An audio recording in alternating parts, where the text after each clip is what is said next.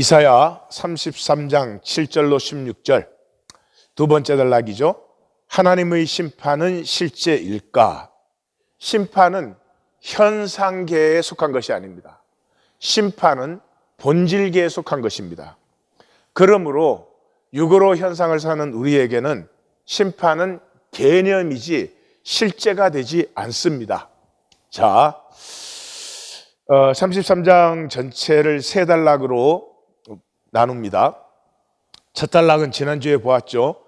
경외함이 없는 학대와 거짓의 세상, 인간 게임. 인간 세상에는 하나님이 실제가 아닙니다. 그래서 경외심이 없습니다.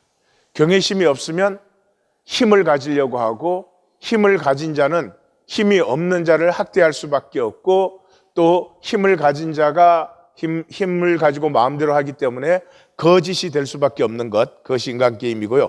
그것이 멸망하는 것이고, 이번 주에 보는 이 7절에서 16절은 심판의 경고입니다. 완전한 파멸과 완전한 소멸의 심판이 온다. 그리고 종교인과 말씀인 그렇게 나누게 됩니다. 그리고 다음 주에 보는 17절에서 24절은 여호와의 시온 통치. 시온 통치라고 하는 것은 온 우주에 여호와의 통치가 나타난다 하는 것이에요. 자, 7절에서 9절이 먼저 참혹한 심판의 결과를 말하고 있어요.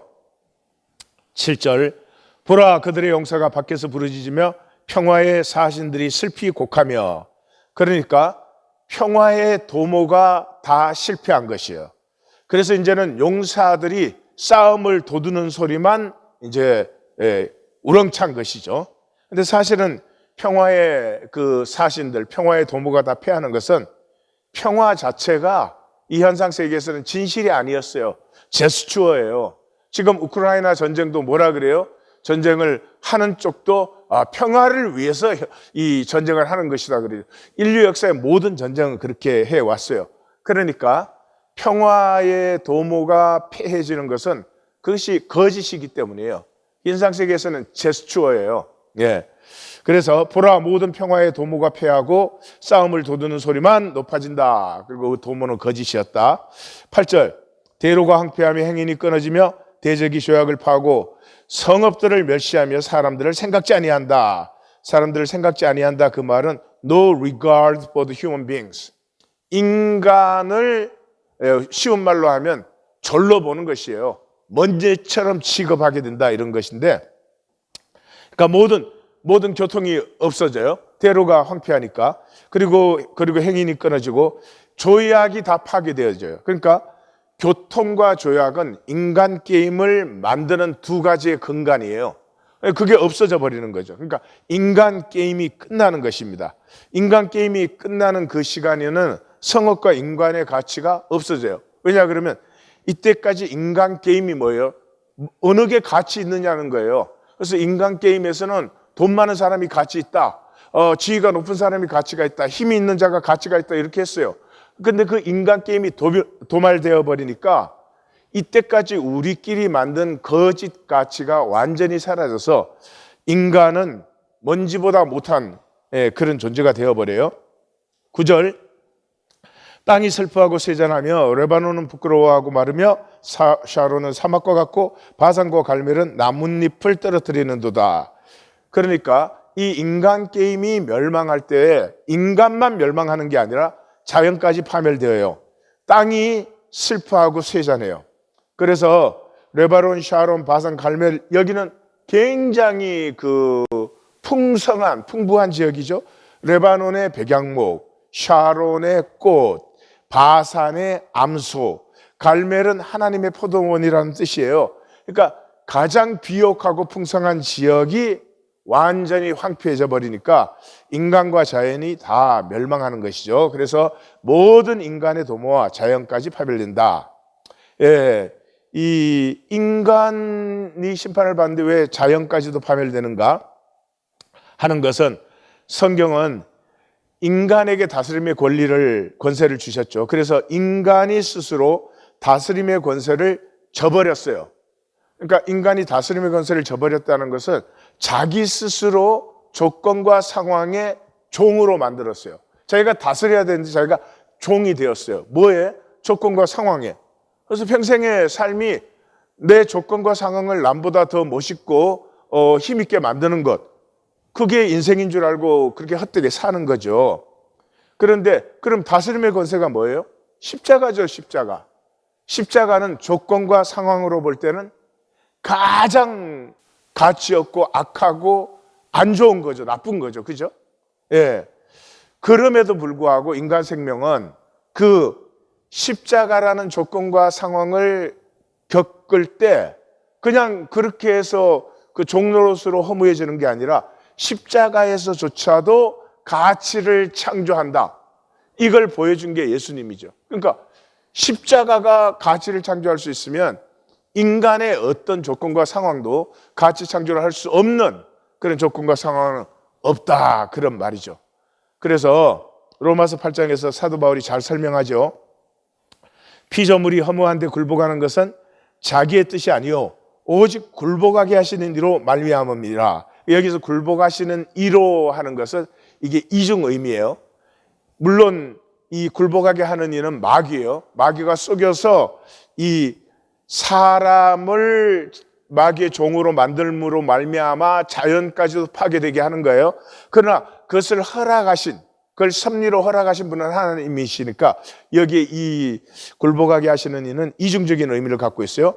그 바라는 것은, 그런 피조물이 바라는 것은 피조물도 썩어짐에 종노릇한 데서 이 바라는 것도 이중적인 의미죠. 그런 섭리를 허락하신 하나님이 바라시는 것, 그렇지만 또한 그 피조물이 바라는 것이죠. 바라는 것은 피조물도 썩어짐에 종노릇한 데서 해방되어 하나님의 자녀들의 영광의 자유에 이르는 것이야.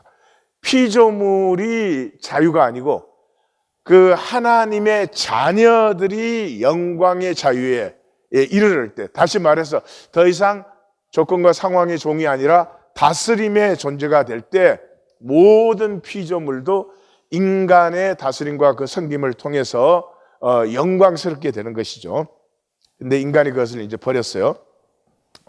10절에서 12절, 하나님 통치의 현현이 완전한 파멸? 아니, 하나님의 통치가 현현되는데 모든 것이 파멸된다니. 예, 좀 질문이 될 수 있죠. 10절, 여호와께서 이르시되 내가 이제 일어나며 내가 이제 나를 높이며 내가 이제 지극히 높이리니. 우린 다 높다 했는데 그 지극히 높아지리니는 be exalted. 예, 그래서 여호와께서 이제가 3번, 내가 3번 나와요. 그러니까 엄청난 강조를 하는 거예요. 두말할 것도 없이 이거는 final judgment, 대심판의 시간이고 그것을 얘기하는 거죠. 일어나며 존귀함을 받으며 지극히 높아지리라. 이것도 3중으로 표현했죠. 그러니까 이거는 하나님의 심판의 때다 하는 것이죠. 11절, 너희가 결을 잉태하고 집을 해산할 것이며 너희의 호흡은 불이 되어 너희를 삼킬 것이다. 그런데 참 이 선지적인 표현이 참 아주 기이하고 멋있어요. 너희가 결을 잉태하고 집을 해산해요. 근데 너희의 호흡이, 여기 호흡이란 말은 루아 하는 의성어예요. 이게 바람, 스피릿, 기, 그렇게 번역이 되는 것인데, 루아, 너희의 호흡, 너희의 영, 너희의 기가 불이 됐다는 거예요. 예, 결을 잉태하고 집을 해산했는데 우리의 호흡이 불이 되니까 어떻게 돼요? 우리의 호흡이 우리를 멸망시키고 있는 거죠. 지금 멸망시키고 있는 거죠. 그러니까 우리의 호흡이 우리의 삶 자체를 멸망시키고 있는 것은 우리의 삶이 육이 되어 있기 때문에 그래요. 육이 되어 있기 때문에 우리의 호흡이 불이 되는 거죠. 우리의 삶이 영이 되어 있으면 우리의 호흡이 생기가 되어서 이것이 살아나고 뭐 활발해지고 풍성해지고 이럴 텐데, 예, 그래서 우리의 삶의 절대 허무가, 그래서 여기에서 너희가 3번 나오죠. 겨와 짚은 불만 닿으면 없어지는 것이죠. 근데 그것이 그렇게 허무하게 없어져요. 왜냐 그러면 우리의 삶이 육체를, 영을 살지 않고 육체를, 다른 말로 하면 거짓을 살기 때문에. 하나님이 우리에게 생명을 주셨잖아요. 그러니까 그 생명 살면은 생명은 풍성하고 피어나고 영원해지는 것인데 계속 거짓을 사는 거예요. 예. 뭐 거짓을 살고 싶어 사는 게 아니죠. 거짓의 중독, 아니 중독 정도가 아니죠. 이 세상의 삶이라고 하는 것은. 그래서 자기가 자기를 스스로 삼키는 것이다. 예. 다시 말하면 심판은 하나님이 나중에 너 왜 그랬어 그러는 게 아니고 우리가 삶을 사는 동안 내가 거짓으로 내 자신을 불에 사르는 집과 겨와 같이 스스로 살라버리는 것, 제되게 하는 것, 허무하게 하는 것, 이것이 심판이다. 이제 그런 얘기죠. 그래서 저는 요한복음 8장 44절을 읽을 때 거짓을 말할 때마다 제 것으로 말하라니, 이 표현이 좀 어색했어요. 아니 뭐 거짓말을 말하면 당연히 뭐 저희가 거짓말하는 거지. 근데 드디어 이 본문에서 이것을 만났어요. 거짓을 말할 때마다 제 것으로 말해요. 그러니까 제 것은 거짓밖에 없어요. 그러니까 우리의 삶에서 진짜 내 것은 거짓밖에 없어요. 실제가 하나도 없어요. 누가 시키는 것도 아니고 그렇게 한다고 돈 주는 것도 아닌데 자기가 스스로 거짓을 살아요. 그래서 영을 살지 못하고 겨와 집 같은 육을 스스로 불살라버리는 그런 삶을 살아요. 자기 것은 거짓뿐이에요. 우리에게 부딪혀야 됩니다. 말 한마디에 참된 진실이 없는 삶을 살면서 그냥 그게 당연한 것처럼 그렇게 소멸되면 안 된다 이 말이죠. 다시 말해서 하나님의 심판이라는 건 하나님이 현현하시는 거죠. 하나님이 현현하시는 건 하나님의 실제가 현현되잖아요. 실제가 현현될 때 모든 거짓은 다 소멸되어 버리는 거죠. 그래서 내 삶은 내 스스로 심판에 온 거예요. 계속 거짓으로 살았으니까. 근데 이게 문제가 있죠. 다 소멸되어 버리면 문제가 하나도 없죠. 그런데 소멸되지 않는 것이 하나 있죠. 그게 뭐죠? 내 안에 하나님의 형상. 내 하나님의 형상은 이건 소멸될 수가 없죠. 그래서 하나를 그대로 있는 것이에요. 그런데 이 영원 세계에서 거짓이라도 만약에 조금이라도 있으면 지금처럼이라도 살 수 있잖아요. 거짓으로 뭐 있는 척, 잘난 척, 뭐 거짓으로 관계하는 척, 그거라도 할 수 있잖아요. 그런데 하나님의 통치가 완전히 현현되면 거짓이 하나도 없잖아요. 그러니까 하나를 그대로 남았는데 이 하나를 그대로는 정말 바깥 어두운 곳에서 슬피 울며 이를 가는 이 하나리예요. 이 가슴에 부딪혀서 이리로 가시면 안 돼요. 제가 말해야 소용없는 건 아는데 이리로 가시면 안 돼요. 지금 이게 실제로 부딪히지 않죠? 지금 머리로는 이해하셨잖아요. 그러면 그 안타까움을 붙들고 하나님 앞에 나가야 돼요. 하나님 살려주십시오. 내 영을 살려주십시오. 내 안의 중심의 진실, 껍질로 가렸던 그 중심의 진실이 이제는 열려야 되겠습니다. 살려주십시오 라고 나가야 됩니다. 멀쩡하게 교회 왔다 갔다 할 일이 정말 아닙니다. 정말 아니에요. 12절 민족들은 불에 굽는 햇돌 같겠고 잘라서 불에 사르는 가시나무 같으리라. 그때 이 모든 민족들이라는 건 인간 역사를 세우는 이 개체들이잖아요. 그것들은 횃돌은 불에 타면 가루가 돼버려요. 가시나무도 불에 타면 재가 돼버리죠. 그렇게 그 심판의 불로 민족들은 불에 탄 횃돌 가루 같고 가시나무의 재같이 된다. 절대 허무, 절대 소멸이 하나님의 심판이다. 다시 말씀드립니다. 하나님이 심판하지 않습니다. 하나씩 불러놓고 이렇게 너 뭐 했냐? 아니요, 하나님 모든 것을 아실 뿐만 아니라 우리가 살아온 매 순간이 심판이에요. 매 순간에 내가 생명을 살았든지 아니면 거짓을 살았든지 둘 중에 하나예요. 그래서 그 마지막 심판이라는 것은 나를 만나는 시간이에요. 내가 살아온 나를 만나는 시간이에요. 예. 그래서 이 현상에서는 심판에 대해서 질문이 생깁니다. 이 참혹한 심판은 정당한가? 예? 이 모든 것이 절대 소멸되고 절대 파멸되는 이 심판이 정당한가? 그리고 심판을 기다리는 남은 자들, 그런 심판을 기다리다니 이게 말이 되는가? 두 번째, 그래도 역사는 진보하고 있지 않는가? 그래도 인간이 좀 발전하고 나아지고 있지 않는가? 예. 그 다음에 멸망시킬 역사를 하나님은 왜 창조하셨나? 이보다 더 나은 길은 정말 없는 것인가?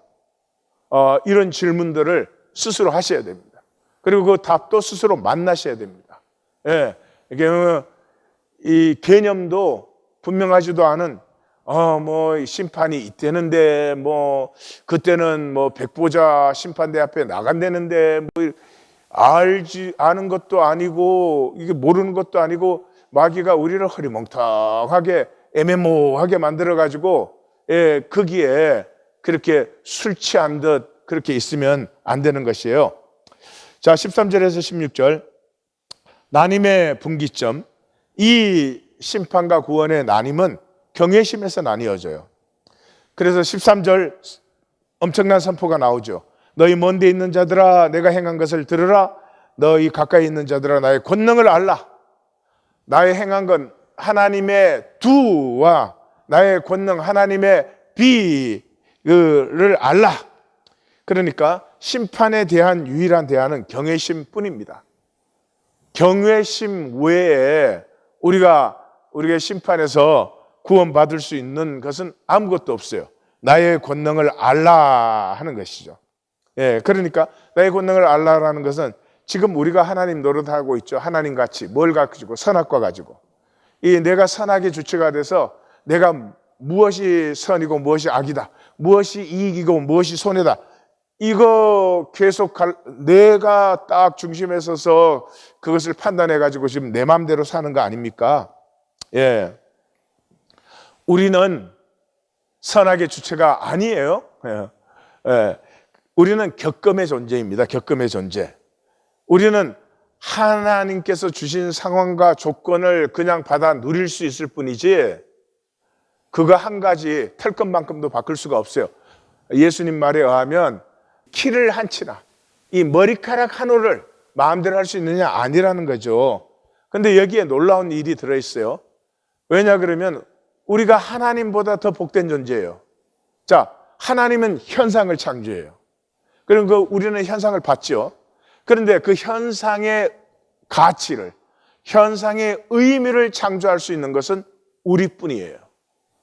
그러니까 현상을 창조하는 하나님보다 현상의 가치를 창조하는 우리가 훨씬 더 복된 존재입니다.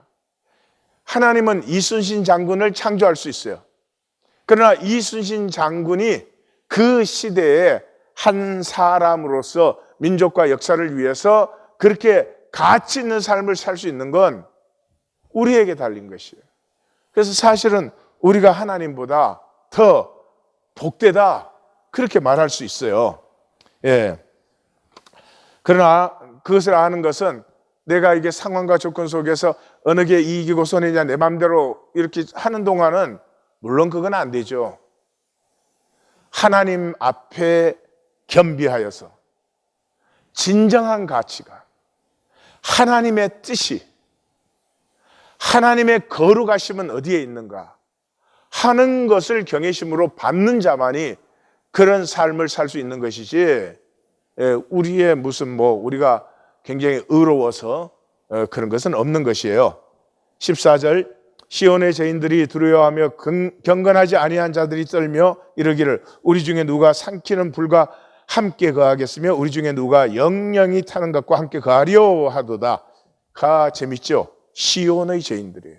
하나님의 통치가 시온에 임하는데 시온의 죄인들이에요. 시온의 죄인들이 누구지요? 종교인들이에요. 종교인들. 거짓밖에 없는 종교인들아, 예? 어떻게 거짓으로 하나님 앞에 서겠느냐? 그 삼키는 불, 그 심판의 불에 뭘로 서요?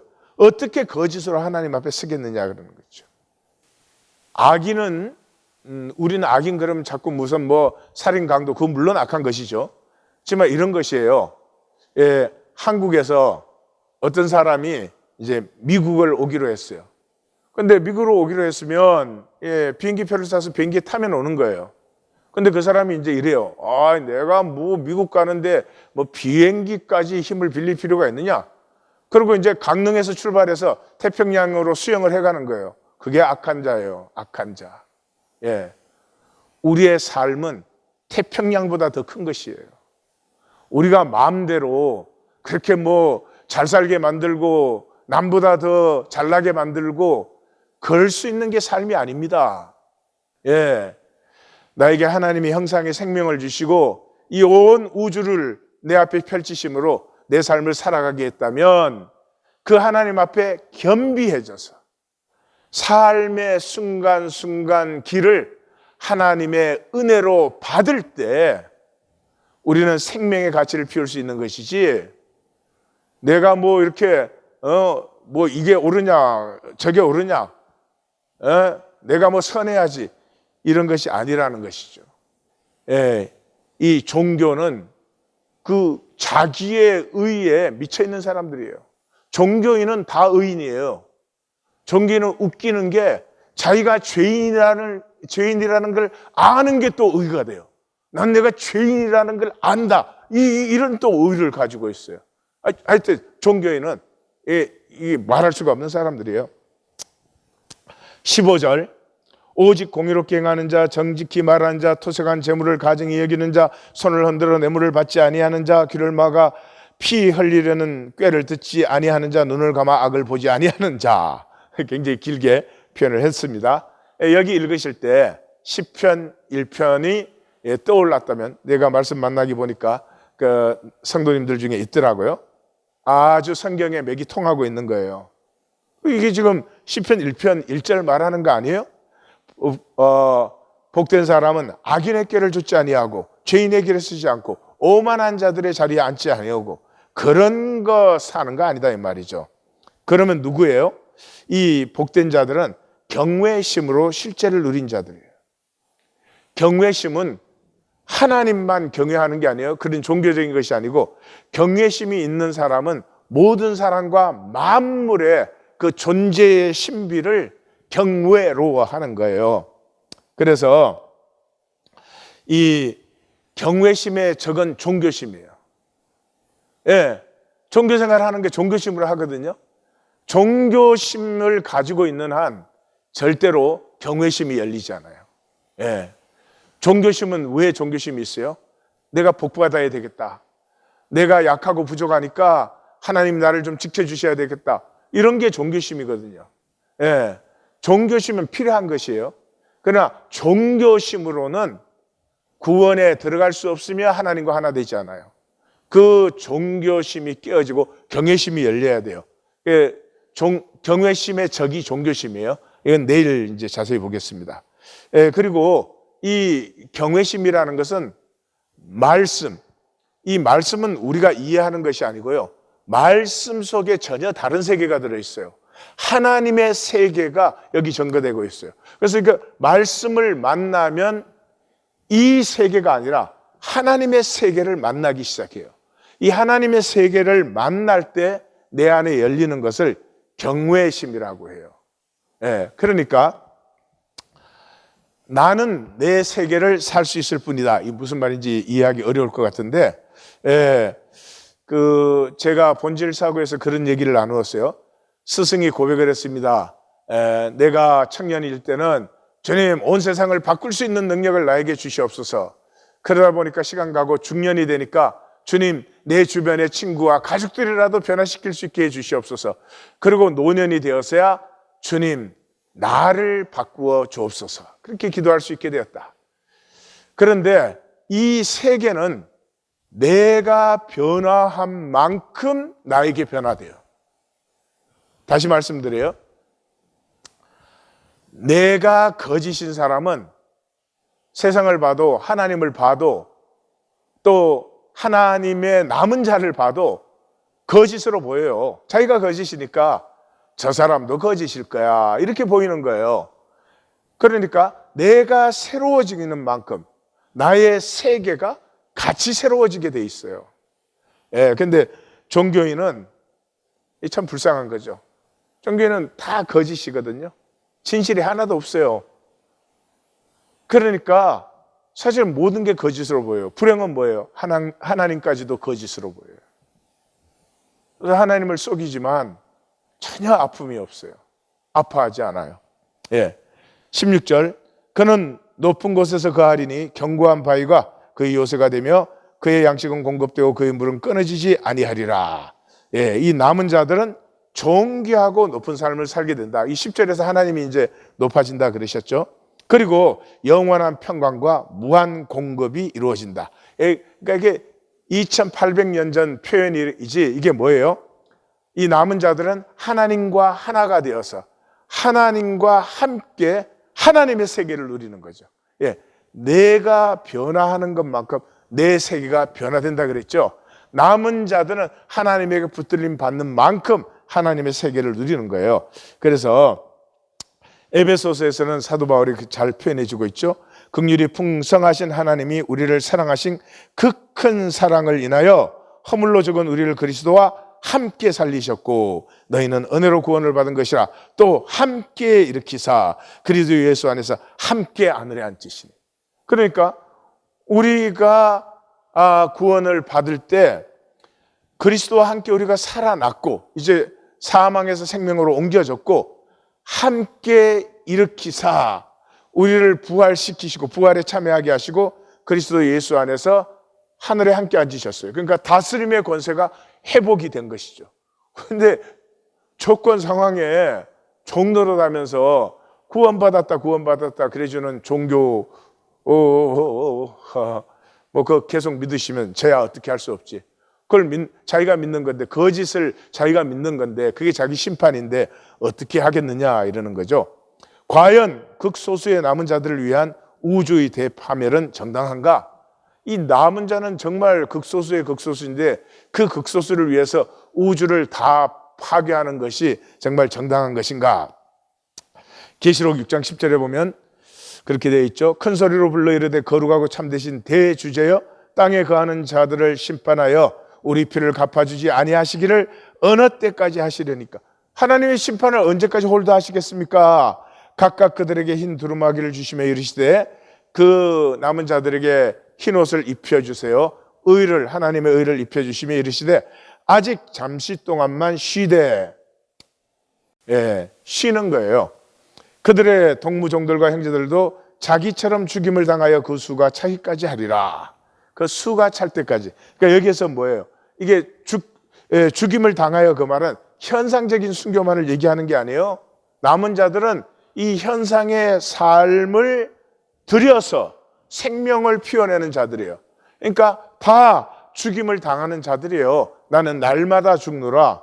예. 그런데 그 수가 차기까지는 하나님이 뭐 숫자 정해놓고 그 이단들은 이 뭐 14만 4천이다 그래가지고 그걸 채워야 된다고 그 돈 많이 내면 끼워주고 그따위 하여튼 졸렬한 것들을 하는데 왜 하나님의 안타까운 심령이지. 한 영혼이라도 더 구원하고 싶었어. 이 지금 남은 자들의 고난을 생각하면은 하나님이 당장이라도 심판을 해야 되겠지만 한 영혼이라도 더 구원하시기를 원해서 너희들은 이제 내 안에서 쉬어라 하시는 그 하나님의 가슴을 만나야죠. 마태복음 24장에서는 예수님이 그러죠. 그날 환난 후에 즉시 해가 어두워지며 달이 빛을 내지 아니하며 별들이 하늘에서 떨어지며 하늘의 권능들이 흔들리리라. 그때 인자의 징조가 하늘에서 보이겠고 그때 땅의 모든 족속들이 통곡하며 그들이 인자가 구름을 타고 능력과 큰 영광으로 오는 것을 보리라. 그가 큰 나팔 소리와 함께 천사들을 보내리니 그들이 그의 택하신 자들을 하늘 끝에서 저 끝까지 사방에서 모으리라. 재밌지 않아요? 땅의 이 끝에서 저 끝이 아니에요. 그러니까 그 시대만이 아니에요. 하늘 이 끝에서 저 끝이니까 그날은 역사에 존재했던 모든 남은 자들, 모든 구원받은 자들을 하나님께서 다 모으시고 드디어 하나님의 섭리가 완성되고 모든 거짓은 소멸되고 실제만 이제 현현되는 그런 날이 오는 것이에요. 나눔과 종교인에게 심판은 개념일 뿐입니다. 심판이 현상 차원이 아니라 본질 차원의 실제이기 때문에 그래요. 거짓에 속한 것이 아니라 심판은 이 본질에 속한 것이지. 그래서 계속 현상의 거짓으로 살며 하나님까지도 종교화 시켰습니다. 결국 종교인에게는 일상 유지와 발전이 절대예요. 이 일상 지키고 이 일상 어떻게 좀 나아지는 것. 그 참 신기한 일이죠. 이러나 저러나 한평생 살다 가는 것인데 거짓을 버리지 않습니다. 그래서 존재와 삶이 속됩니다. 속됩니다. 속되다는 말은 첫째로 겉보이기 뿐 속의 진실이 없습니다. 처세술 뿐 인격의 깊이가 없습니다. 소유뿐 존재를 알고 누림이 없습니다. 이게 참 비참한 것입니다. 끝까지 자기 자신을 모른 채 가리고 보이게 하다가 스스로 멸망하는 것입니다. 하나님,